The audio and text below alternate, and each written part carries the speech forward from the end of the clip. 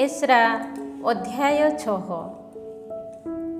ତହୁଁ ବାବିଲନର ଯେଉଁ ଅଭିଲେଖାଗାରରେ ରାଜକୀୟ ଦପ୍ତରମାନ ସଞ୍ଚୟ କରି ରଖାଯାଇଥିଲା, ସେଠାରେ ତାହାର ସନ୍ଧାନ କରିବା ପାଇଁ ରାଜା ଦାରିୟସ୍ ଆଦେଶ ଦେଲେ। ମେଦିଆ ଦେଶର ରାଜଧାନୀ ଏକବାଥାନାରେ ଏକ ନିର୍ଘଣ୍ଟ ଆବିଷ୍କୃତ ହେଲା। ସେଥିରେ ଏହିପରି ଲିପିବଦ୍ଧ ଥିଲା: ରାଜା ସାଇରସଙ୍କ ରାଜତ୍ୱର ପ୍ରଥମ ବର୍ଷରେ ଜେରୁସାଲେମସ୍ଥ ଦେବାଳୟ ସମ୍ବନ୍ଧରେ ତାଙ୍କ ଦ୍ୱାରା ଜାରି କରାଯାଇଥିବା ଆଦେଶ, ଯେଉଁଠାରେ ନୈବେଦ୍ୟ ତଥା ହୋମବଳି ଉତ୍ସର୍ଗିତ ହୁଏ, ସେ ସ୍ଥାନରେ ଏକ ଆଳୟ ନିର୍ମିତ ହେଉ। ତାହା 60 ହାତ ଉଚ୍ଚ ଓ 60 ହାତ ପ୍ରସ୍ଥ ବିଶିଷ୍ଟ ହେବ। ତାହା 3 ଧାଡ଼ି ବିରାଟ ପଥର ଓ 1 ଧାଡ଼ି ଅରାକାଷ୍ଠରେ ନିର୍ମିତ ହେଉ। ତାହାର ବ୍ୟୟ ରାଜକୀୟ ଭଣ୍ଡାରରୁ ଦିଆଯାଉ। ଜେରୁସାଲେମସ୍ଥ ଦେବାଳୟରୁ ନେବୁଖାଦ୍ନେସର ବାବିଲନକୁ ଘେନି ଆସିଥିବା ସମସ୍ତ ସ୍ୱର୍ଣ୍ଣ ତଥା ରୌପ୍ୟ ପାତ୍ରଗୁଡ଼ିକ ଫେରାଇ ଦିଆଯାଉ ଓ ସେ ସମସ୍ତକୁ ଜେରୁସାଲେମସ୍ଥ ଦେବାଳୟକୁ ପୁନରାୟ ଫେରାଇ ନେଇ ସେ ସବୁ ସ୍ୱସ୍ଥାନରେ ସଂସ୍ଥାପିତ ହେଉ। ତୁମେ ସେ ସମସ୍ତକୁ ଈଶ୍ୱରଙ୍କ ଆଳୟ ମଧ୍ୟରେ ରଖିବ।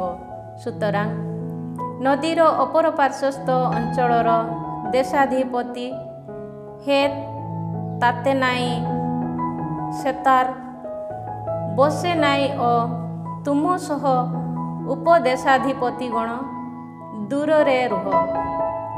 ଏହି ଦେବାଳୟର ନିର୍ମାଣ ବିରୁଦ୍ଧରେ ତୁମେମାନେ କୌଣସି ପ୍ରତିରୋଧ ସୃଷ୍ଟି କରିବ ନାହିଁ। ଯିହୁଦୀମାନଙ୍କ ଦେଶାଧିପତି ଓ ସେମାନଙ୍କର ବୟୋଜ୍ୟେଷ୍ଠମାନେ ଈଶ୍ୱରଙ୍କ ଆଳୟକୁ ସ୍ୱସ୍ଥାନରେ ନିର୍ମାଣ କରନ୍ତୁ। ଆହୁରି ମଧ୍ୟ ଈଶ୍ୱରଙ୍କ ଏହି ଆଳୟର ପୁନଃନିର୍ମାଣ ପାଇଁ ତୁମମାନଙ୍କୁ ଯାହା କରିବା ଉଚିତ, ସେ ସମ୍ବନ୍ଧରେ ମୁଁ ଏହି ନିର୍ଦ୍ଦେଶନାମା ଘୋଷଣା କରେ ଯେ, ୟୁଫ୍ରେଟିସ୍ ନଦୀର ଅପର ପାର୍ଶ୍ୱସ୍ଥ ଅଞ୍ଚଳରୁ ଆଦାୟ କରି ରାଜକୀୟ ଭଣ୍ଡାରରେ ଯେଉଁ ଭେଟି ସଞ୍ଚିତ ହୁଏ, ସେଥିରୁ ତୁମେମାନେ ସେହି ଆଳୟର ନିର୍ମାଣ ପାଇଁ ଆବଶ୍ୟକ ସମ୍ପୂର୍ଣ୍ଣ ବ୍ୟୟ ଅବିଳମ୍ବେ ଯିହୁଦୀମାନଙ୍କର ବୟୋଜ୍ୟେଷ୍ଠମାନଙ୍କୁ ପ୍ରଦାନ କରିବ। ସେମାନଙ୍କ ଦ୍ୱାରା ଆବଶ୍ୟକ ସମସ୍ତ ପଦାର୍ଥ, ଅର୍ଥାତ୍ ସ୍ୱର୍ଗସ୍ଥ ଈଶ୍ୱରଙ୍କ ପ୍ରତି ହୋମବଳି ଉତ୍ସର୍ଗ କରିବା ପାଇଁ ଆବଶ୍ୟକ ଗୋବତ୍ସ, ପୁଙ୍ଗମେଷ କିମ୍ବା ଛାଗ ଓ ଜେରୁସାଲେମସ୍ଥ ଯାଜକମାନଙ୍କ ପାଇଁ ଆବଶ୍ୟକ ଗହମ, ଲବଣ, ଦ୍ରାକ୍ଷାରସ, ତୈଳ ପ୍ରଭୃତି ଯେକୌଣସି ଦ୍ରବ୍ୟ ତୁମେମାନେ ତ୍ରୁଟି ବିହୀନେ ସେମାନଙ୍କୁ ଦେବ। ସେହିପରି ସେମାନେ ସ୍ୱର୍ଗସ୍ଥ ଈଶ୍ୱରଙ୍କ ପ୍ରତି ପ୍ରତୀକର ନୈବେଦ୍ୟ ଗୁଡ଼ିକ ଉତ୍ସର୍ଗ କରନ୍ତୁ ଓ ରାଜା ତଥା ତାଙ୍କ ପୁତ୍ରମାନଙ୍କର ଦୀର୍ଘାୟୁଷ ପାଇଁ ପ୍ରାର୍ଥନା କରନ୍ତୁ। ମୁଁ ଅନ୍ୟ ଏକ ନିର୍ଦ୍ଦେଶନାମା ମଧ୍ୟ ଘୋଷଣା କରେ ଯେ, କେହି ଯଦି ଏହି ଆଦେଶର ଅନୁଗତ ନ ହୁଏ, ତେବେ ତାର ଗୃହରୁ ଗୋଟିଏ ଅରାକାଷ୍ଠ ନେଇ ତାକୁ ସେଥିରେ ଶୂଳୀବଦ୍ଧ କର। ଏହି ଆଦେଶକୁ ଲଙ୍ଘନ କରିବା କିମ୍ବା ଜେରୁସାଲେମସ୍ଥ ଈଶ୍ୱରଙ୍କ ଆଳୟକୁ ବିନାଶ କରିବା ପାଇଁ କୌଣସି ରାଜା କିମ୍ବା ଜାତି ଯଦି ଉଦ୍ୟତ ହୁଅନ୍ତି, ତେବେ ଯିଏ ନିଜ ନାମକୁ ସେଠାରେ ସ୍ଥାପନ କରିବା ପାଇଁ ସଦୟ ହୋଇଛନ୍ତି, ସେହି ଈଶ୍ୱର ସେମାନଙ୍କୁ ବିଧ୍ୱସ୍ତ କରନ୍ତୁ। ମୁଁ ଦାରିୟସ୍ ଏହି ନିର୍ଦ୍ଦେଶନାମା ଘୋଷଣା କରେ। ମନୋଯୋଗ ସହକାରେ ଏହା କାର୍ଯ୍ୟକାରୀ ହେଉ। ଦେବାଳୟର ପ୍ରତିଷ୍ଠା। ରାଜା ଦାରିୟସଙ୍କ ଦ୍ୱାରା ଉଲ୍ଲିଖିତ ବାକ୍ୟ ଅନୁସାରେ ୟୁଫ୍ରେଟିସ୍ ନଦୀର ଅପର ପାର୍ଶ୍ୱସ୍ଥ ଅଞ୍ଚଳର ଦେଶାଧିପତି ତତେନାଇ, ସେତାର, ବୋସେନାଇ ଓ ସେମାନଙ୍କର ସହଚରମାନେ ରାଜା ଦାରିୟସଙ୍କ ଆଦେଶକୁ ମନୋଯୋଗ ପୂର୍ବକ କାର୍ଯ୍ୟକାରୀ କଲେ। ପ୍ରବକ୍ତା ହାଗାଇ ଓ ଇଦର ପୁତ୍ର ସେଖାରିଆଙ୍କ ପ୍ରବଚନ ପ୍ରଚାର ମାଧ୍ୟମରେ ଯିହୁଦୀମାନଙ୍କ ବୟୋଜ୍ୟେଷ୍ଠମାନେ ଆଳୟର ନିର୍ମାଣ କାର୍ଯ୍ୟରେ ଅଗ୍ରସର ହେଲେ। ଇସ୍ରାଏଲର ଈଶ୍ୱରଙ୍କ ଆଦେଶ ଓ ପାରସ୍ୟର ରାଜାଗଣ ସାଇରସ୍, ଦାରିୟସ୍ ଓ ଆର୍ତାକ୍ସେର୍ସେସଙ୍କ ନିର୍ଦ୍ଦେଶନାମା ମୁତାବକ ସେମାନେ ଦେବାଳୟର ନିର୍ମାଣ କାର୍ଯ୍ୟ ସମ୍ପୂର୍ଣ୍ଣ କଲେ। ରାଜା ଦାରିୟସଙ୍କ ରାଜତ୍ୱର ଷଷ୍ଠ ବର୍ଷର ଆଦାର ମାସର ତୃତୀୟ ଦିବସରେ ଦେବାଳୟର ନିର୍ମାଣ କାର୍ଯ୍ୟ ସମାପ୍ତ ହେଲା। ଇସ୍ରାଏଲ ଜନତା, ଯାଜକ ବୃନ୍ଦ, ଲେବୀୟମାନେ ଓ ପ୍ରବାସ ଜୀବନ ପରେ ପ୍ରତ୍ୟାବର୍ତ୍ତିତ ସମସ୍ତ ପ୍ରବାସୀ ସାନନ୍ଦରେ ଈଶ୍ୱରଙ୍କ ଆଳୟର ପ୍ରତିଷ୍ଠା କର୍ମ ପାଳନ କଲେ। ଦେବାଳୟର ପ୍ରତିଷ୍ଠା ଦିବସରେ ସେମାନେ 100 ବଳଦ, 200 ପୁଙ୍ଗ ମେଷ ଓ 400 ମେଷଶାବକ ଉତ୍ସର୍ଗ କଲେ ଓ ଇସ୍ରାଏଲୀୟ ଜନତା ନିମନ୍ତେ ପାପ ପରିହାର ବଳି ସଦୃଶ ଇସ୍ରାଏଲୀୟ ଗୋଷ୍ଠୀ ସମୂହର ସଂଖ୍ୟାନୁସାରେ 12 ଗୋଟି ପୁଙ୍ଗ ଛାଗକୁ ମଧ୍ୟ ସେମାନେ ଉତ୍ସର୍ଗ କଲେ। ମୋଶେସଙ୍କ ବିଧାନ ଗ୍ରନ୍ଥରେ ଲିପିବଦ୍ଧ ଥିବା ଅନୁଯାୟୀ ଜେରୁସାଲେମରେ ଈଶ୍ୱରଙ୍କ ସେବା କାର୍ଯ୍ୟ କରିବା ପାଇଁ ସେମାନେ ଯାଜକମାନଙ୍କୁ ଦଳ ବିଭାଗ ଓ ଲେବୀୟମାନଙ୍କୁ ପାଳି ଅନୁସାରେ ନିୟୋଜିତ କଲେ। ପାସ୍କା ଉତ୍ସବ। ପ୍ରତ୍ୟାବର୍ତ୍ତିତ ପ୍ରବାସୀମାନେ ପ୍ରଥମ ମାସର ଚତୁର୍ଦ୍ଦଶ ଦିବସରେ ପାସ୍କା ଉତ୍ସବ ପାଳନ କଲେ। କାରଣ ଯାଜକ ଓ ଲେବୀୟମାନେ ସମ୍ମିଳିତ ଭାବେ ନିଜ ନିଜକୁ ଶୁଦ୍ଧପୂତ କରିଥିଲେ, ତେଣୁ ସେମାନେ ଶୁଦ୍ଧ ଥିଲେ। ଅତଏବ ସେମାନେ ନିଜ ନିଜ ପାଇଁ ଓ ସହଯାଜକ ତଥା ପ୍ରତ୍ୟାବର୍ତ୍ତିତ ପ୍ରବାସୀମାନଙ୍କ ନିମନ୍ତେ ପାସ୍କା ମେଷଶାବକକୁ ନିଧନ କଲେ। ପ୍ରବାସୀ ଜୀବନରୁ ଫେରି ଆସିଥିବା ଇସ୍ରାଏଲୀୟ ଜନତା ଓ ପ୍ରଭୁ ଇସ୍ରାଏଲର ଈଶ୍ୱରଙ୍କୁ ଆରାଧନା କରିବା ନିମନ୍ତେ ଦେଶବାସୀ ଲୋକମାନଙ୍କ ଘୃଣ୍ୟ କର୍ମାବଳୀରୁ ନିଜକୁ ପୃଥକ କରିଥିବା ବ୍ୟକ୍ତି ସମୂହ ତାହା ଭକ୍ଷଣ କଲେ। ସେମାନେ ତାଡ଼ି ରହିତ ରୁଟିର ମହୋତ୍ସବ ସାନନ୍ଦରେ 7 ଦିନ ବ୍ୟାପୀ ପାଳନ କଲେ।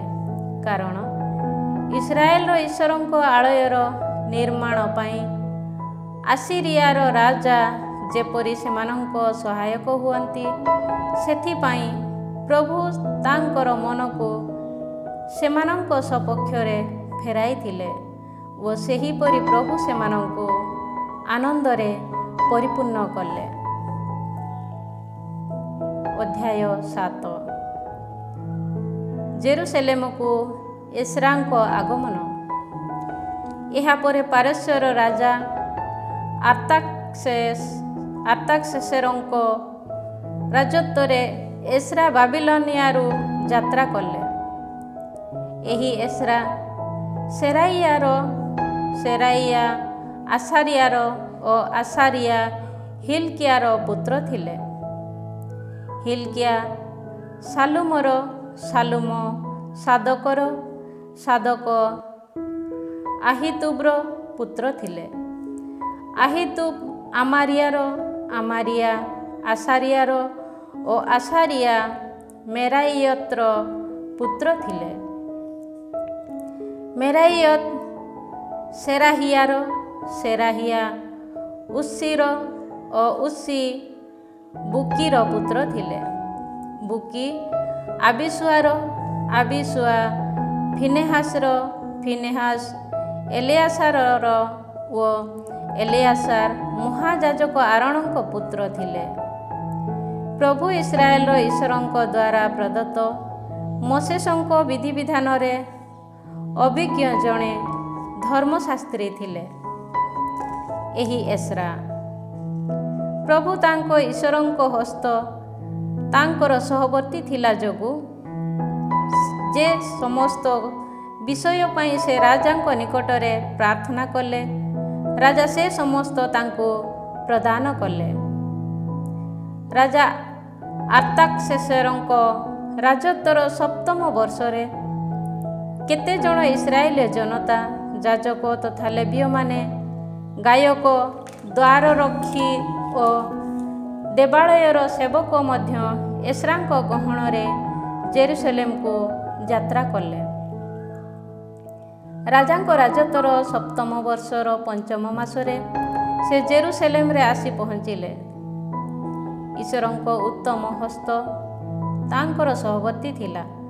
ତେଣୁ ପ୍ରଥମ ମାସର ପ୍ରଥମ ଦିବସରେ ବାବିଲୋନିଆରୁ ଯାତ୍ରା ଆରମ୍ଭ କରି 5ମ ମାସର ପ୍ରଥମ ଦିବସରେ ସେ ଜେରୁସଲେମରେ ଆସି ପହଞ୍ଚିଥିଲେ। ପ୍ରଭୁଙ୍କ ବିଧିବିଧାନକୁ ପଠନ କରିବା, ତାହାକୁ କାର୍ଯ୍ୟକାରୀ କରିବା ଓ ତାହାଙ୍କର ନିୟମ ତଥା ଅଧ୍ୟାଦେଶ ଗୁଡ଼ିକ ସମ୍ବନ୍ଧରେ ଇସ୍ରାଏଲୀୟମାନଙ୍କୁ ଶିକ୍ଷା ଦେବା ଏସ୍ରାଙ୍କ ମନୋନିବେଶ କରିଥିଲେ। ଇସ୍ରାଏଲ ପାଇଁ ପ୍ରଭୁ ପ୍ରଦତ୍ତ ଆଜ୍ଞା ତଥା ନିୟମାବଳୀରେ ଶିକ୍ଷାପ୍ରାପ୍ତ ଧର୍ମଶାସ୍ତ୍ରୀ ତଥା ଯାଜକ ଏସ୍ରାଙ୍କୁ ରାଜା ଆର୍ତ୍ତକ୍ସେସରଙ୍କ ପ୍ରଦାନ କରିଥିବା ପତ୍ରଟିର ଏକ ନକଲ ଏହା ରାଜାଧିରାଜା ଆର୍ତ୍ତାକ୍ସେସର ସ୍ୱର୍ଗସ୍ଥ ଈଶ୍ୱରଙ୍କ ବିଧାନରେ ଅଭିଜ୍ଞ ଧର୍ମଶାସ୍ତ୍ରୀ ତଥା ଯାଜକ ଏସ୍ରାଙ୍କୁ ଲେଖିବା ପତ୍ର ଏହା ଯେ, ମୋ ରାଜ୍ୟରେ ଅବସ୍ଥାନ କରିଥିବା ଇସ୍ରାଏଲୀୟମାନେ କିମ୍ବା ସେମାନଙ୍କର ଯାଜକ ତଥା ଲେବୀୟମାନଙ୍କ ମଧ୍ୟରୁ କେହି ଯଦି ସ୍ୱେଚ୍ଛାନୁଯାୟୀ ଜେରୁସଲେମକୁ ଯାତ୍ରା କରିବା ପାଇଁ ଆଶା ପୋଷଣ କରେ, ତେବେ ମୁଁ ଏକ ନିର୍ଦ୍ଦେଶନାମା ଘୋଷଣା କରେ ଯେ ସେ ତୁମର ସଙ୍ଗରେ ପ୍ରସ୍ଥାନ କରୁ। ତୁମମାନଙ୍କ ଈଶ୍ୱର ତୁମକୁ ପ୍ରଦାନ କରିଥିବା ବିଧାନ ଅନୁଯାୟୀ ଜୁଦା ଓ ଜେରୁସଲେମ ସମ୍ପର୍କରେ ସମସ୍ତ ବିଷୟର ସନ୍ଧାନ କରିବା, ଜେରୁସଲେମରେ ଅବସ୍ଥିତ ଇସ୍ରାଏଲର ଈଶ୍ୱରଙ୍କ ଉଦ୍ଦେଶ୍ୟରେ ରାଜା ଓ ତାଙ୍କର ସପ୍ତ ଉପଦେଷ୍ଟା ସ୍ୱେଚ୍ଛାନୁଯାୟୀ ଅର୍ପଣ କରିଥିବା ରୌପ୍ୟ ତଥା ସ୍ୱର୍ଣ୍ଣକୁ ଘେନିଯିବା ଓ ବାବିଲୋନୀୟ ଅଞ୍ଚଳରୁ ତୁମମାନଙ୍କୁ ପ୍ରାପ୍ତ ସମସ୍ତ ରୌପ୍ୟ ତଥା ସ୍ୱର୍ଣ୍ଣ ଓ ଜେରୁସଲେମସ୍ଥ ସେମାନଙ୍କର ଆଳୟ ଉଦ୍ଦେଶ୍ୟରେ ଜନତା ତଥା ଯାଜକମାନେ ଅର୍ପଣ କରିଥିବା ସ୍ୱେଚ୍ଛାମୂଳକ ଉପହାରଗୁଡ଼ିକ ଘେନିଯିବା ପାଇଁ ତୁମେ ରାଜା ଓ ତାଙ୍କର 7 ଜଣ ଉପଦେଷ୍ଟାଙ୍କ ଦ୍ୱାରା ପ୍ରେରିତ ହୋଇଅଛ।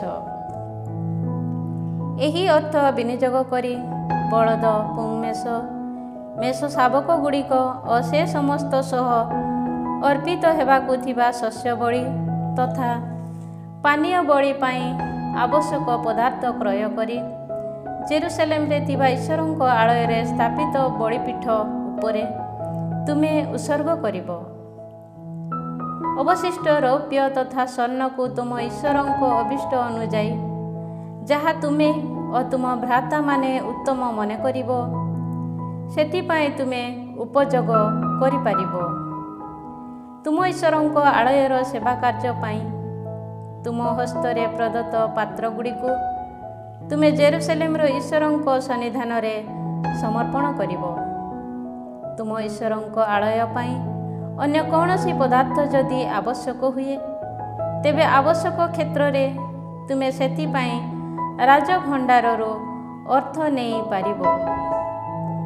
ମୁଁ ରାଜା ଆର୍ତ୍ତାକ୍ସେସ ୟୁଫ୍ରେଟିସ୍ ନଦୀର ଅପର ପାର୍ଶ୍ୱସ୍ଥ ଅଞ୍ଚଳର ରାଜଭଣ୍ଡାରର ରକ୍ଷୀମାନଙ୍କ ଉଦ୍ଦେଶ୍ୟରେ ଏକ ନିର୍ଦ୍ଦେଶନାମା ଘୋଷଣା କରେ ଯେ, ସ୍ୱର୍ଗସ୍ଥ ଈଶ୍ୱରଙ୍କ ବିଧିବିଧାନରେ ଅଭିଜ୍ଞ ଧର୍ମଶାସ୍ତ୍ରୀ ତଥା ଯାଜକ ଏସ୍ରା ଯେଉଁ ସମସ୍ତ ପଦାର୍ଥ ତୁମମାନଙ୍କ ନିକଟରୁ ପାଇବା ପାଇଁ ଇଚ୍ଛା ପ୍ରକାଶ କରିବ, ସେ ସମସ୍ତ ବସ୍ତୁକୁ 100 ତାଲେଣ୍ଟ ରୌପ୍ୟ ପର୍ଯ୍ୟନ୍ତ, 100 କର ପର୍ଯ୍ୟନ୍ତ ଗହମ, 100 ବାତ୍ ପର୍ଯ୍ୟନ୍ତ ଦ୍ରାକ୍ଷାରସ ତଥା ତୈଳ ଓ ଅପମିଶ୍ରିତ ଲବଣ ତୁମେମାନେ ତାଙ୍କୁ ଅଭିନିବେଶକ ପୂର୍ବକ ପ୍ରଦାନ କରିବ।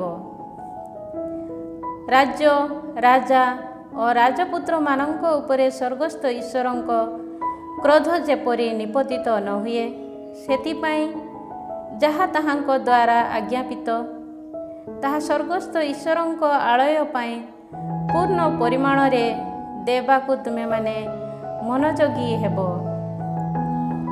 ଆମେ ତୁମମାନଙ୍କୁ ଜଣାଉଅଛୁ ଯେ ଯାଜକ, ଲେବୀୟ, ଗାୟକ, ଦ୍ୱାରରକ୍ଷୀ, ଦେବାଳୟର ସେବକ ତଥା ଅନ୍ୟ କୌଣସି ସେବକମାନଙ୍କ ମଧ୍ୟରୁ କାହାରି ଉପରେ ଭେଟି, କର କିମ୍ବା ଶୁଳକ ବସାଇବା ଅବୈଧ। ହେ ଏସ୍ରା, ତୁମ ଈଶ୍ୱର ତୁମକୁ ପ୍ରଦାନ କରିଥିବା ପ୍ରଜ୍ଞା ମୁତାବକ ନଦୀର ଅପର ପାର୍ଶ୍ୱସ୍ଥ ଅଞ୍ଚଳବାସୀମାନଙ୍କ ପ୍ରତି ନ୍ୟାୟ ବିଚାର କରିବା ପାଇଁ ତୁମ ଈଶ୍ୱରଙ୍କ ବିଧିବିଧାନ ବିଷୟରେ ଅଭିଜ୍ଞ ବ୍ୟକ୍ତିମାନଙ୍କୁ ତୁମେ ଶାସନକର୍ତ୍ତା ତଥା ନ୍ୟାୟାଧୀଶ ରୂପେ ନିୟୋଜିତ କରିବ ଓ ଯେଉଁମାନେ ସେହି ବିଷୟରେ ଅଜ୍ଞ, ତୁମେ ସେମାନଙ୍କୁ ଶିକ୍ଷା ଦେବ। ଯେଉଁମାନେ ତୁମ ଈଶ୍ୱରଙ୍କ ବିଧିବିଧାନର ଅନୁଗତ ନ ହୁଅନ୍ତି କିମ୍ବା ରାଜାଙ୍କ ଆଦେଶ ଲଙ୍ଘନ କରନ୍ତି, ସେମାନଙ୍କ ପ୍ରତି ଯଥୋଚିତ ଶାସ୍ତି ବିଧାନ କରାଯାଉ। ସେମାନଙ୍କୁ ପ୍ରାଣଦଣ୍ଡାଜ୍ଞା, ଦେଶରୁ ବିତାଡ଼ନ, ସେମାନଙ୍କ ସମ୍ପଦକୁ ବାଜ୍ୟାପ୍ତ କିମ୍ବା ସେମାନଙ୍କୁ କାରାରୁଦ୍ଧ କରିପାରିବ। ଜେରୁସାଲେମସ୍ଥ ପ୍ରଭୁଙ୍କ ଆଳୟକୁ ସୁରମ୍ୟ ରୂପେ ନିର୍ମାଣ କରିବା ପାଇଁ ରାଜାଙ୍କ ଅନ୍ତରରେ ଏପରି ମନୋଭାବ ସୃଷ୍ଟି କରିଥିବା ପ୍ରଭୁ ଆମ ପିତୃପୁରୁଷମାନଙ୍କ ଈଶ୍ୱର ଧନ୍ୟ ହୁଅନ୍ତୁ। ରାଜା ତାଙ୍କର ଉପଦେଷ୍ଟାଗଣ ଓ ଶକ୍ତିଶାଳୀ କର୍ମଚାରୀମାନଙ୍କ ସମ୍ମୁଖରେ ପ୍ରଭୁ ମୋ ପାଇଁ ତାହାଙ୍କର ନିରନ୍ତର କରୁଣା ପ୍ରଦର୍ଶନ କଲେ। ପ୍ରଭୁ ମୋର ଈଶ୍ୱରଙ୍କ ହସ୍ତ ମୋର ସହବର୍ତ୍ତୀ ଥିବା ଯୋଗୁଁ ମୁଁ ସାହସ ସଞ୍ଚୟ କଲି ଓ ମୋ ଗହଣରେ ଯାତ୍ରା କରିବା ପାଇଁ ଇସ୍ରାଏଲୀୟ ନେତାଙ୍କୁ ମୁଁ ଏକତ୍ରିତ କଲି। ଅଧ୍ୟାୟ 8। ଏସ୍ରାଙ୍କ ସହଯାତ୍ରୀଗଣ। ରାଜା ଆର୍ତ୍ତାକ୍ସେସଙ୍କ ରାଜତ୍ୱରେ ମୋ ସହ ବାବିଲନରୁ ଯାତ୍ରା କରିଥିବା ପିତୃକୁଳପତିମାନେ ଓ ସେମାନଙ୍କ ବଂଶାବଳୀ ଏହା: ଫିନେହାସ ବଂଶଜ ଗେର୍ଶମ, ଇଥାମାର ବଂଶଜ ଦାନିଏଲ, ଦାବିଦଙ୍କ ବଂଶଜ ହାତୁସ, ସେକାନୀୟ ବଂଶଜ ମଧ୍ୟରୁ ପାରସ ବଂଶଜ ସେଖାରିଆ ଓ ତା ସହ ତାଲିକାଭୁକ୍ତ ହୋଇଥିବା 150 ଜଣ। ପାହାତ ମୋଆବ ବଂଶଜ ସେରାହିୟାର ପୁତ୍ର ଏଲିଆଏନ ଓ ତାର ସହବର୍ତ୍ତୀ 200 ଜଣ। ସାତୁ ବଂଶଜ ଯାହାସିଏଲର ପୁତ୍ର ସେକାନିଆ ଓ ତାର ସହବର୍ତ୍ତୀ 300 ଜଣ। ଆଦିନ ବଂଶଜ ଜନାଥାନର ପୁତ୍ର ଏବେନ ଓ ତାର ସହବର୍ତ୍ତୀ 50 ଜଣ। ଏଲାମ ବଂଶଜ ଆତାଲିଆର ପୁତ୍ର ଜେସାଇଆ ଓ ତାର ସହବର୍ତ୍ତୀ 70 ଜଣ। ସେଫାତିଆ ବଂଶଜ ମିଖାଏଲର ପୁତ୍ର ସେବାଦିଆ ଓ ତାର ସହବର୍ତ୍ତୀ 80 ଜଣ।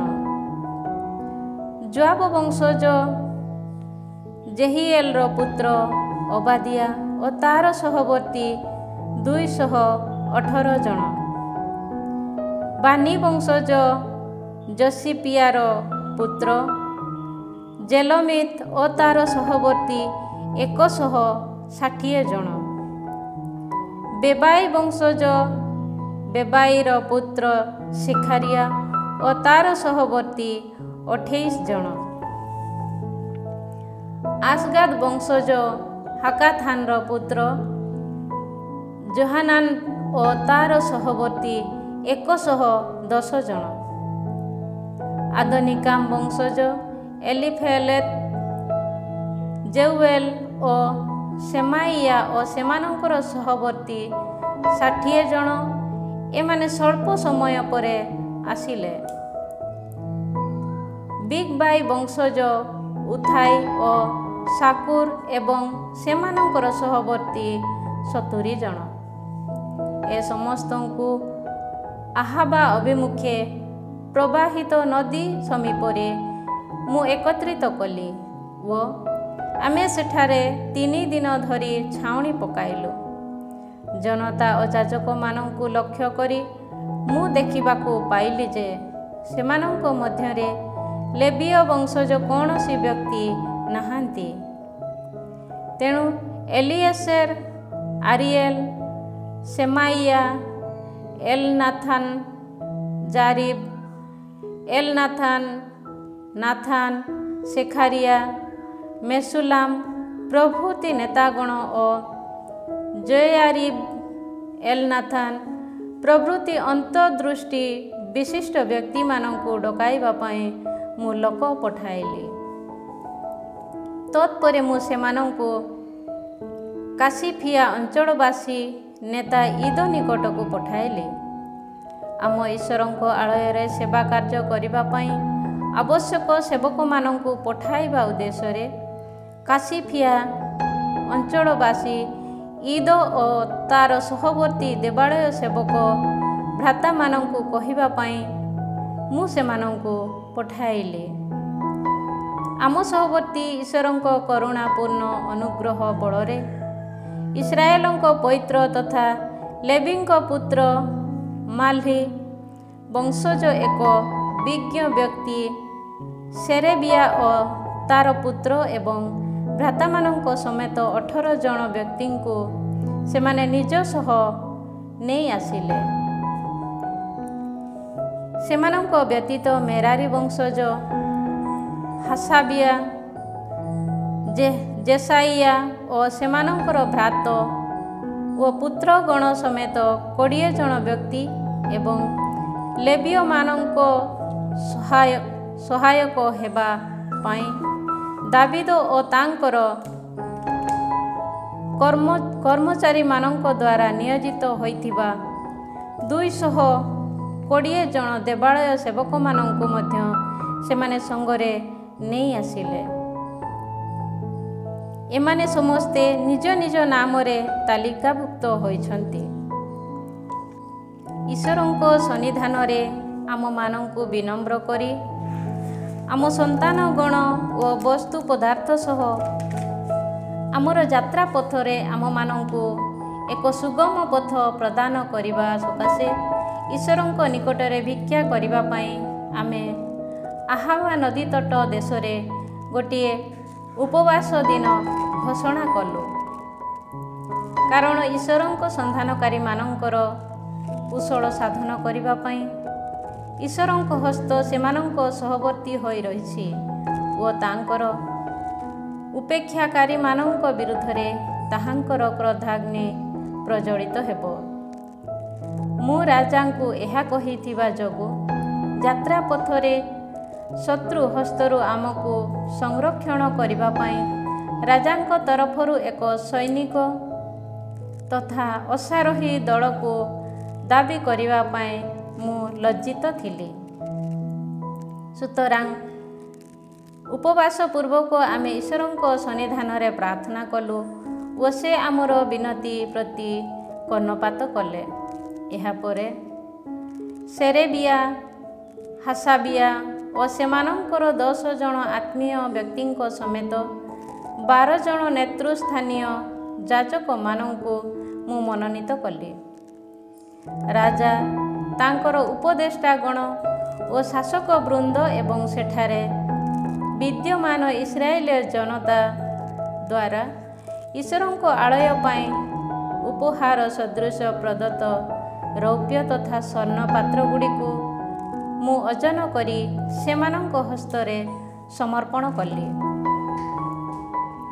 650 ତାଲେନ୍ତ ରୌପ୍ୟ, 100 ତାଲେନ୍ତ ଓଜନ ବିଶିଷ୍ଟ ରୌପ୍ୟ ବାସନ, 100 ତାଲେନ୍ତ ସ୍ୱର୍ଣ୍ଣ, 1000 ଦାରିକ ଓଜନ ବିଶିଷ୍ଟ 20ଟି ସୁବର୍ଣ୍ଣ ପାତ୍ର ଓ ସ୍ୱର୍ଣ୍ଣ ସଦୃଶ୍ୟ ମୂଲ୍ୟବାନ ତଥା ଜାଜଲ୍ୟମାନ 2ଟି ପିତ୍ତଳ ପାତ୍ରକୁ ଓଜନ କରି ମୁଁ ସେମାନଙ୍କ ହସ୍ତରେ ସମର୍ପଣ କଲି।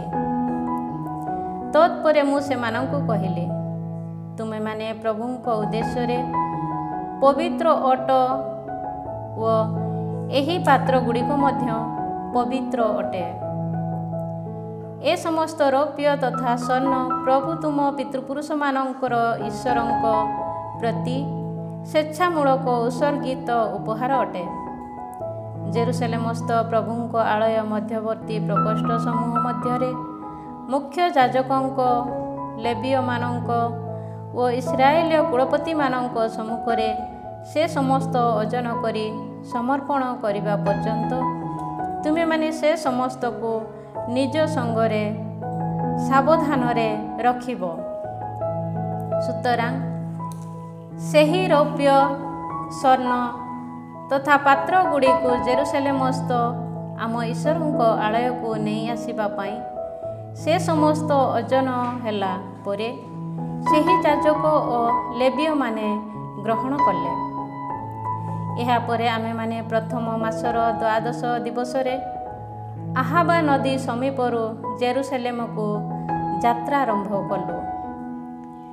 ଈଶ୍ୱରଙ୍କ ହସ୍ତ ଆମ ସହବର୍ତ୍ତୀ ଥିଲା ଓ ସେ ଆମକୁ ଶତ୍ରୁ ତଥା ପଥ ପାର୍ଶ୍ୱରେ ଛକି ବସିଥିବା ଲୋକଙ୍କ ହସ୍ତରୁ ରକ୍ଷା କଲେ।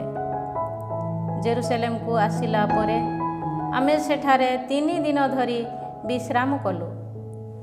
ଚତୁର୍ଥ ଦିବସରେ ଆମ ପ୍ରଭୁଙ୍କ ଆଳୟରେ ସେହି ରୌପ୍ୟ, ସ୍ୱର୍ଣ୍ଣ ତଥା ପାତ୍ରଗୁଡ଼ିକ ଓଜନ କରି ଉରିଆର ପୁତ୍ର ଯାଜକ ମେରାମୋଥଙ୍କୁ ଦିଆଗଲା। ସେ ସମୟରେ ଫିନେହାସର ପୁତ୍ର ଏଲେଆସାର, ଲେବୀଗଣ, ଜେସୁଆର ପୁତ୍ର ଯୋସାବାଦ ଓ ବିନୁଇର ପୁତ୍ର ନୋଆଦିଆ ତା ସହ ଥିଲେ। ସେ ସମସ୍ତକୁ ଗଣନା ତଥା ଓଜନ କରାଗଲା ଓ ସେ ସମସ୍ତର ଓଜନ ଲିପିବଦ୍ଧ ହେଲା। ସେ ସମୟରେ ପ୍ରତ୍ୟାବର୍ତ୍ତିତ ପ୍ରବାସୀମାନେ ଇସ୍ରାଏଲର ଈଶ୍ୱରଙ୍କ ଉଦ୍ଦେଶ୍ୟରେ ସମଗ୍ର ଇସ୍ରାଏଲ ପାଇଁ 12 ଗୋଟି ବଳଦ, 92ଟି ପୁଂ ମେଷ, 77ଟି ମେଷ ଶାବକକୁ ହୋମବଳି ଓ 12ଟି ପୁଂ ଛାଗକୁ ପାପ ପରିହାର ବଳି ରୂପେ ଉତ୍ସର୍ଗ କଲେ। ଏ ସମସ୍ତ ପ୍ରଭୁଙ୍କ ଉଦ୍ଦେଶ୍ୟରେ ଉତ୍ସର୍ଗିତ ହୋମବଳି ଥିଲା। ରାଜାଙ୍କ ଆଦେଶ ପତ୍ରକୁ ମଧ୍ୟ ସେମାନେ ନଦୀର ଅପର ପାର୍ଶ୍ୱସ୍ଥ ଅଞ୍ଚଳର ରାଜ ପ୍ରତିନିଧି ତଥା ଦେଶାଧିପତିମାନଙ୍କ ହସ୍ତରେ ସମର୍ପଣ କଲେ। ତହୁଁ ସେମାନେ ଜନତା ଓ ଈଶ୍ୱରଙ୍କ ଆଳୟ ପାଇଁ ସାହାଯ୍ୟ ପ୍ରଦାନ କଲେ। ଅଧ୍ୟାୟ 9 ମିଶ୍ର ବିବାହ ନିଷେଧ।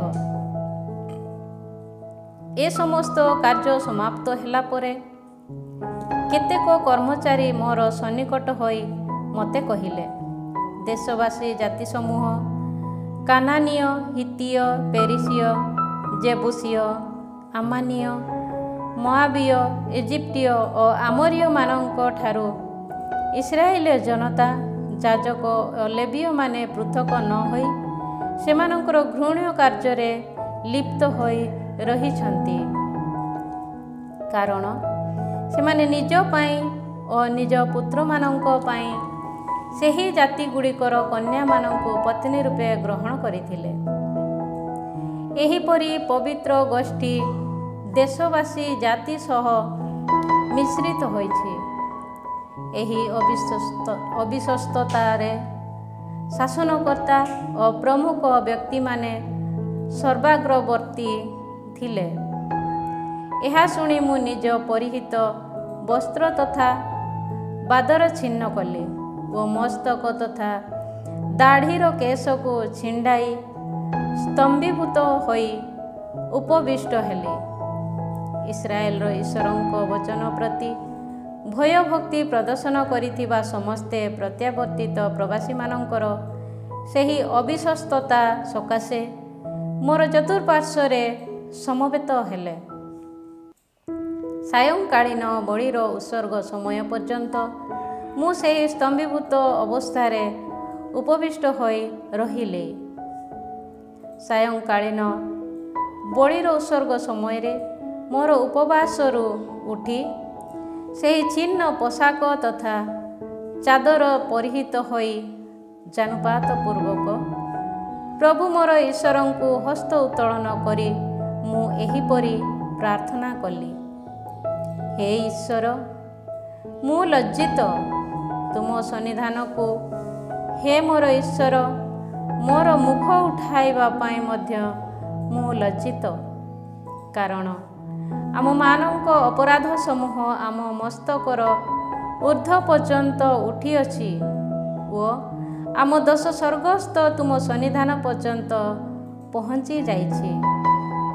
ଆମେ ପିତୃପୁରୁଷମାନଙ୍କ କାଳଠାରୁ ଅଦ୍ୟାବଧି ଆମେ ଘୋର ପାପ କରିଅଛୁ।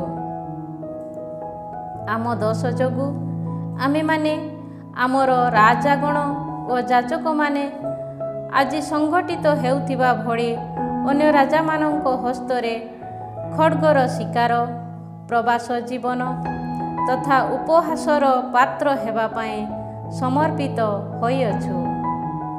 କିନ୍ତୁ ବର୍ତ୍ତମାନ ଆମ ମଧ୍ୟରୁ ଏହି ଅବଶିଷ୍ଟାଂଶକୁ ରକ୍ଷା କରିବା ପ୍ରଭୁ ଆମ ଈଶ୍ୱରଙ୍କ ଏହି ପବିତ୍ର ସ୍ଥାନରେ ଆମକୁ ଆଶ୍ରୟ ଦେଇ କ୍ଷଣକାଳ ବ୍ୟାପୀ ଆମ ଚକ୍ଷୁକୁ ତେଜମୟ କରିବା ଓ ଆମ ପ୍ରବାସ ଜୀବନରୁ ଆଶ୍ୱାସନା ପ୍ରଦାନ କରିବା ପାଇଁ ପ୍ରଭୁ ଆମ ଈଶ୍ୱର ସଦୟ ହୋଇଛନ୍ତି।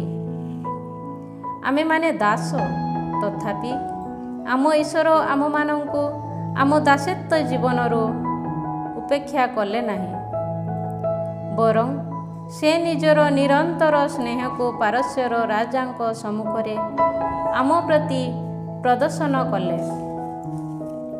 ଆମ ଈଶ୍ୱରଙ୍କ ଆଳୟର ଧ୍ୱଂସାବସ୍ଥାରୁ ତାହାକୁ ପୁନର୍ନିର୍ମାଣ କରିବା ପାଇଁ ସେ ଆମକୁ ଉଦ୍ଦିଷ୍ଟ କଲେ ଓ ଜୁଦା ଏବଂ ଜେରୁସାଲେମରେ ଆମର ସଂରକ୍ଷଣ କଲେ। ବର୍ତ୍ତମାନ ହେ ଆମମାନଙ୍କ ଈଶ୍ୱର, ଏ ସମସ୍ତ କାର୍ଯ୍ୟ ପରେ ଆମେ ଆଉ କ'ଣ କହିପାରିବା? କାରଣ ଆମେ ତୁମର ଆଜ୍ଞାବଳୀ ଉପେକ୍ଷା କଲୁ, ଯେଉଁମାନଙ୍କ ମାଧ୍ୟମରେ ତୁମେ ସେହି ଆଜ୍ଞାବଳୀ ପ୍ରଦାନ କଲ। ସେହି ତୁମ ଦାସ ପ୍ରବକ୍ତାମାନଙ୍କୁ ତୁମେ କହିଥିଲ, ଉତ୍ତରାଧିକାରୀ ରୂପେ କରାୟତ୍ତ କରିବା ପାଇଁ ତୁମେମାନେ ଯେଉଁ ଦେଶରେ ପ୍ରବେଶ କରିବାକୁ ଉଦ୍ୟତ, ସେହି ଦେଶବାସୀମାନଙ୍କ ଦ୍ୱାରା ସମ୍ପାଦିତ ଘୃଣ୍ୟ କାର୍ଯ୍ୟକଳାପ ଜରିଆରେ ସେହି ଦେଶ ଅପବିତ୍ର ଅଟେ।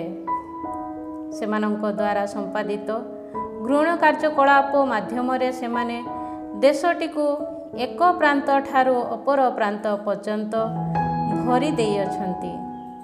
ସୁତରାଂ ତୁମର କନ୍ୟାମାନଙ୍କୁ ସେମାନଙ୍କର ପୁତ୍ରମାନଙ୍କର ପତ୍ନୀ ରୂପେ କିମ୍ବା ସେମାନଙ୍କର କନ୍ୟାମାନଙ୍କୁ ତୁମ ପୁତ୍ରମାନଙ୍କର ପତ୍ନୀ ରୂପେ ତୁମେ କଦାପି ମନୋନୀତ କର ନାହିଁ। ସେମାନଙ୍କ ଶାନ୍ତି ସ୍ଥାପନ କରିବା କିମ୍ବା ସେମାନଙ୍କ ସମୃଦ୍ଧିରେ ଅଂଶୀଦାର ହେବା ପାଇଁ ସନ୍ଧାନ କର ନାହିଁ। ତୁମେ ଯେପରି ଶକ୍ତିଶାଳୀ ହୁଅ ଓ ଦେଶଟିକୁ ଅଧିକାର କରି ଦେଶୋତ୍ପନ୍ନ ବିଭବକୁ ଭକ୍ଷଣ କଲ, ତୁମ ବଂଶଧରମାନଙ୍କୁ ତାହା ଏକ ଶାଶ୍ୱତ ଉତ୍ତରାଧିକାରାଂଶ ରୂପେ ପ୍ରଦାନ କରିପାର। ସେଥିପାଇଁ ସେମାନଙ୍କର ଶାନ୍ତି ତଥା ସମୃଦ୍ଧି କାମନା କରିବ ନାହିଁ।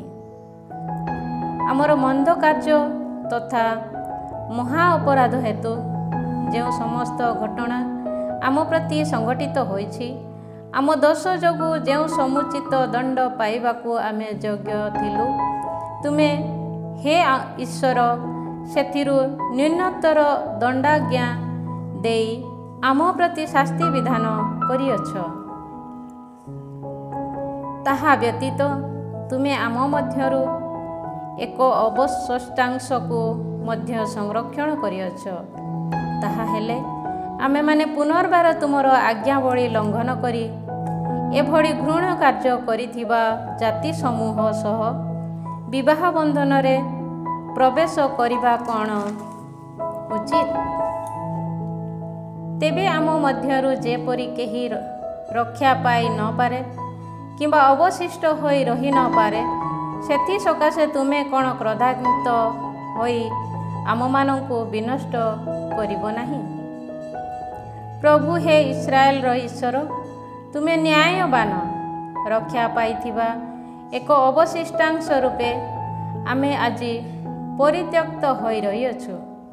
ଦେଖ, ଆମେମାନେ ତୁମ ସନ୍ନିଧାନରେ ପାପ ଭାରରେ ଦୋଷୀ ସାବ୍ୟସ୍ତ ହୋଇ ଦଣ୍ଡାୟମାନ ହୋଇଛୁ, କାରଣ ଏ ସମସ୍ତ ହେତୁ କେହି ତୁମ ସନ୍ନିଧାନରେ ଦଣ୍ଡାୟମାନ ହେବା ପାଇଁ ଯୋଗ୍ୟ ନୁହେଁ। ଅଧ୍ୟାୟ 10। ଏସ୍ରା ଏହିପରି ଭାବେ ଦେବାଳୟ ସମ୍ମୁଖରେ ପ୍ରଣିପାତ ପୂର୍ବକ ବିଳାପ ତଥା ପାପ ସ୍ୱୀକାର କରୁଥିବା ବେଳେ ପୁରୁଷ, ନାରୀ, ଶିଶୁଗଣ ପ୍ରଭୃତି ଏକ ବିଶାଳ ଇସ୍ରାଏଲୀୟ ଜନତା ତାଙ୍କର ଚତୁଃପାର୍ଶ୍ୱରେ ଏକତ୍ରିତ ହେଲେ। ସେମାନେ ଗଭୀର ଶୋକ ପ୍ରକାଶ କରି ବିଳାପ କଲେ। ସେ ସମୟରେ ଏଲାମ ବଂଶଜ ଜେହିଏଲର ପୁତ୍ର ସେଖାନିଆ ଏସ୍ରାଙ୍କୁ ସମ୍ବୋଧନ କରି କହିଲା, ଆମ ଈଶ୍ୱରଙ୍କ ବିରୁଦ୍ଧରେ ଅବିଶ୍ୱସ୍ତତା ପ୍ରଦର୍ଶନ କରି ଆମେ ଏହି ଦେଶବାସିନୀ ନାରୀମାନଙ୍କୁ ବିବାହ କଲୁ। ତଥାପି ବର୍ତ୍ତମାନ ସୁଦ୍ଧା ଏ ବିଷୟ ସମ୍ପର୍କରେ ଇସ୍ରାଏଲ ପ୍ରତି ଆସ୍ଥା ରହିଛି। ମୋର ମୁନିବଙ୍କର ଓ ଯେଉଁମାନେ ଆମ ଈଶ୍ୱରଙ୍କ ଆଜ୍ଞାବଳୀ ପ୍ରତି ଭୟଭକ୍ତି ପ୍ରଦର୍ଶନ କରନ୍ତି, ସେମାନଙ୍କ ଉପଦେଶ ମୁତାବକ ଏ ସମସ୍ତ ପତ୍ନୀ ତଥା ସେମାନଙ୍କଠାରୁ ଜାତ ସନ୍ତାନମାନଙ୍କୁ ପରିତ୍ୟାଗ କରିବା ନିମନ୍ତେ ଆମ ଈଶ୍ୱରଙ୍କ ସହ ଆମେ ଏକ ବ୍ୟବସ୍ଥା ସ୍ଥାପନ କରିବା।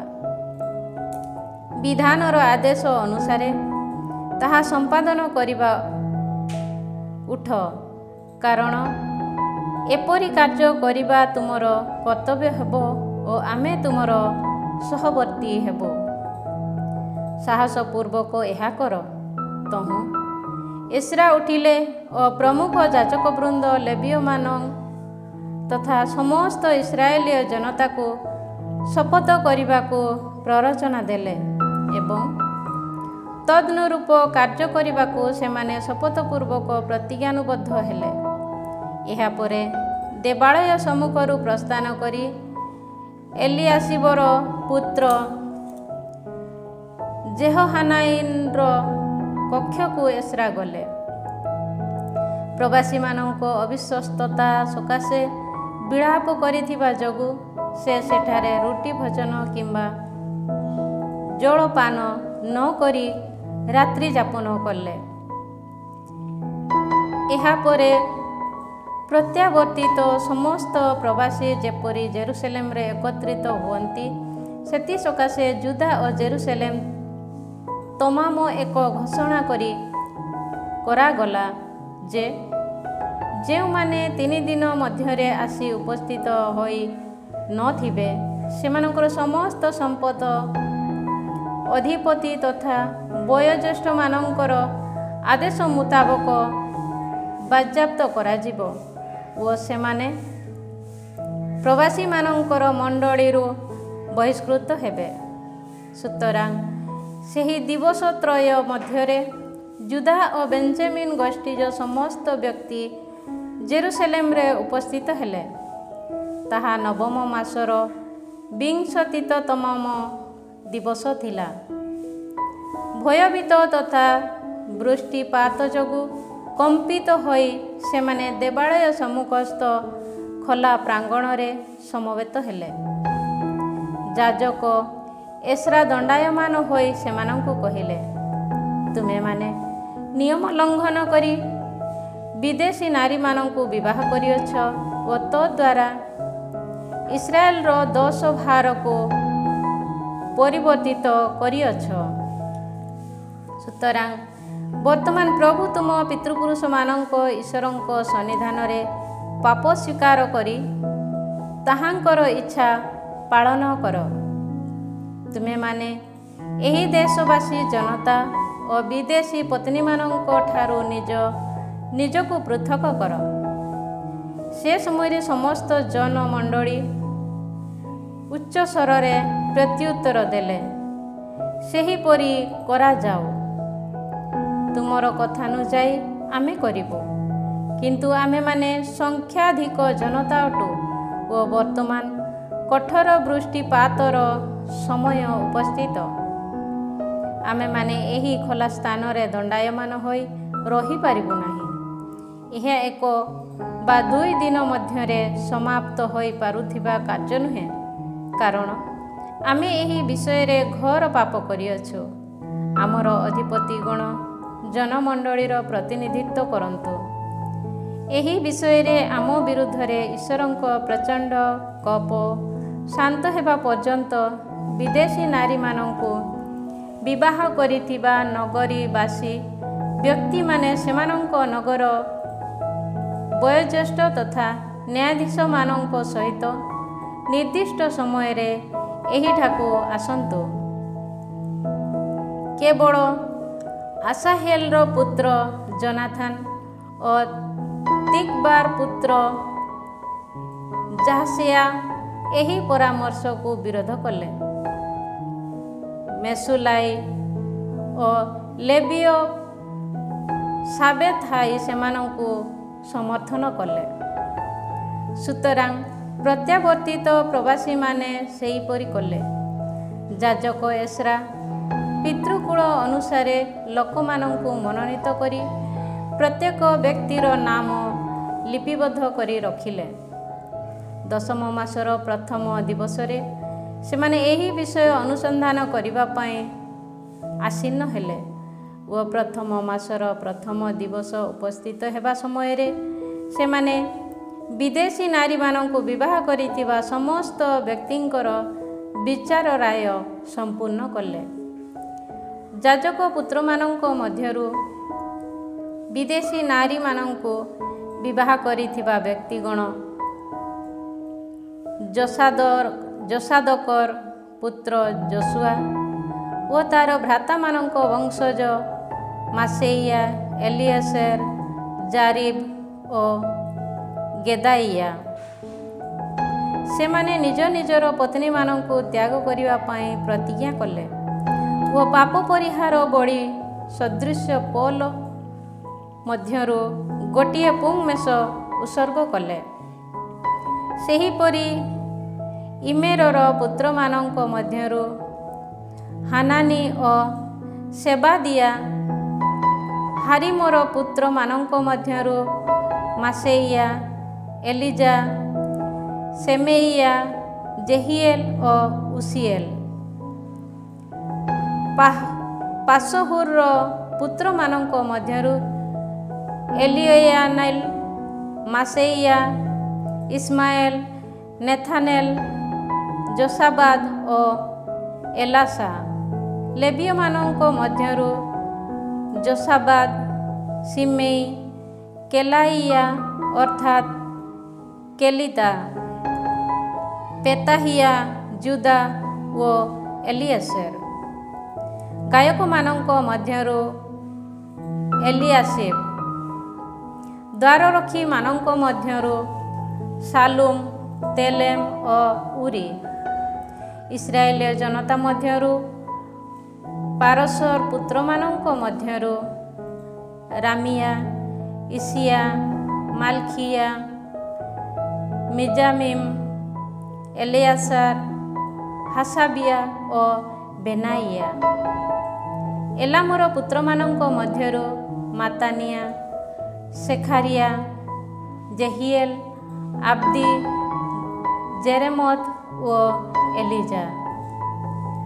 ସାତୁର ପୁତ୍ରମାନଙ୍କ ମଧ୍ୟରୁ ଏଲିଜୟନାଇଲ, ଏଲିଆସିବ, ମାତାନିଆ, ଜେରମତ, ସାବାଦ ଓ ଆସିସା।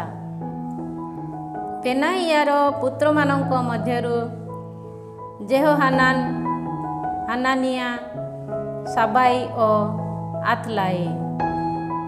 ବାନିର ପୁତ୍ରମାନଙ୍କ ମଧ୍ୟରୁ ମେସୁଲାମ, ମାଲୁକ, ଆଦାଇୟା, ଜାସୁବ, ସିଆଲ ଓ ଜେରେମତ। ପାହାତ ମୋଆବର ପୁତ୍ରମାନଙ୍କ ମଧ୍ୟରୁ ଆଦନା, କେଲାଲ, ବେନାଇୟା, ମାସେଇୟା, ମାତାନିୟା, ବେସାଲେଲ, ବେନୁଇ ଓ ମାନସେ। ହାରିମର ପୁତ୍ରମାନଙ୍କ ମଧ୍ୟରୁ ଏଲିଏସେର, ଇସିୟା, ମାଲଖିୟା, ସେମାଇୟା, ସିମେୟନ, ବେଞ୍ଚମିନ, ମାଲୁକ ଓ ସେମାରିୟା। ହାସୁମର ପୁତ୍ରମାନଙ୍କ ମଧ୍ୟରୁ ମାତେନାଇ, ମାତାତା, ସାବାଦ, ଏଲିଫେଲେତ, ଜେରେମାଇ, ମାନସେ ଓ ସିମେଇ। ବାନିର ପୁତ୍ରମାନଙ୍କ ମଧ୍ୟରୁ ମାଦାଇ, ଆମ୍ରାମ, ଉଏଲ, ବେନାଇୟା, ବେଦେଇୟା, କେଲୁହି, ବାନିୟା, ମେରେମୋତ, ଏଲିଆବସିବ, ମାତାନିୟା, ମାତେନାଇ ଓ ଜାସୁ। ବିନୁଇର ପୁତ୍ରମାନଙ୍କ ମଧ୍ୟରୁ ସିମେଇ, ସେମେଲିୟା, ନାଥାନ, ଆଦାଇୟା, ମାକନାବ, ଦେବାଇ, ସାସାଇ, ସାରାଇ, ଆସାରେଲ, ସେଲେମିୟା, ସେମାରିୟା, ସାଲୁମ, ଆମାରିୟା ଓ ଯୋସେଫ। ବେନର ପୁତ୍ରମାନଙ୍କ ମଧ୍ୟରୁ ଜେଇଏଲ, ମାତିତିୟା, ସାବାଦ, ସେବିନା, ଜାଦାୟତ, ଜୋଏଲ ଓ ବେନାଇୟା। ଏମାନେ ସମସ୍ତେ ବିଦେଶୀ ନାରୀମାନଙ୍କୁ ବିବାହ କରିଥିଲେ। ସେମାନେ ନିଜ ନିଜ ପତ୍ନୀ ତଥା ସନ୍ତାନମାନଙ୍କୁ ପରିତ୍ୟାଗ କଲେ।